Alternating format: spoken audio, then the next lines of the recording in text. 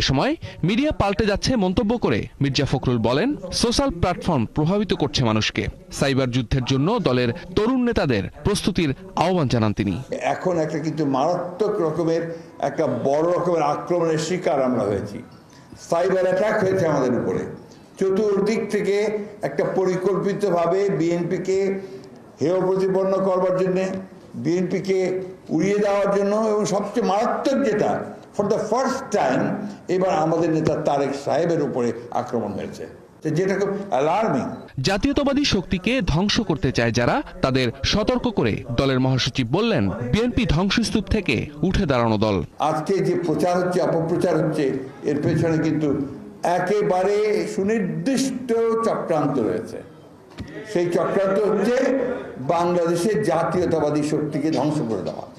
সেই চক্রান্তটা হচ্ছে যে নেতা যিনি উঠে আসছেন, যার একটা সম্ভাবনা দেখা দিয়েছে, সে তারেক রহমান সাহেবকে নিশ্চিহ্ন করা, তাকে খারাপ জায়গায় ফেলে দেওয়ার চেষ্টা করা।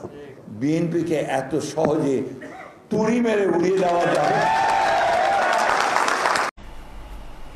সাইবার ওয়ার্ল্ডে যে যুদ্ধ, সাইবারের যে যুদ্ধ, সেই যুদ্ধের জন্য যে প্রস্তুতি, এই কথাটা আমি বারবার করে বলেছি।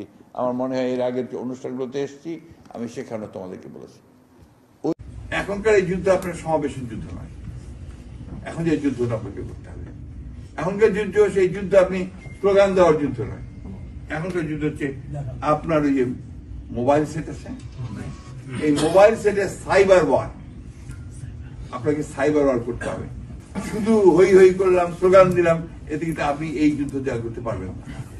আপনি খেয়াল করে দেখবেন যে এই যে আপনার 5 তারিখের পরে ভারত মুহূর্তের মধ্যে সমস্ত পৃথিবীকে জানিয়ে দিল যে বাংলাদেশে বিএনপি সংখ্যালঘুদের উপরে নির্যাতন করছে।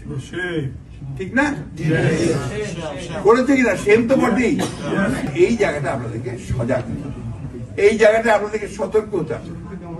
আমরা এই যুদ্ধে তখনই জয়ী হতে পারবো না যদি এই যুদ্ধটাকে আমরা ওদেরকে পরাজিত করতে না। সেই জন্য আমি অনুরোধ করবো যে আপনারা এই দিকটা খেয়াল রাখেন। যারা এগুলোর সঙ্গে সংযুক্ত আছেন তাদেরকে নিয়ে আসেন, নিয়ে এসে তাদেরকে যে আলাদা সেল করেন।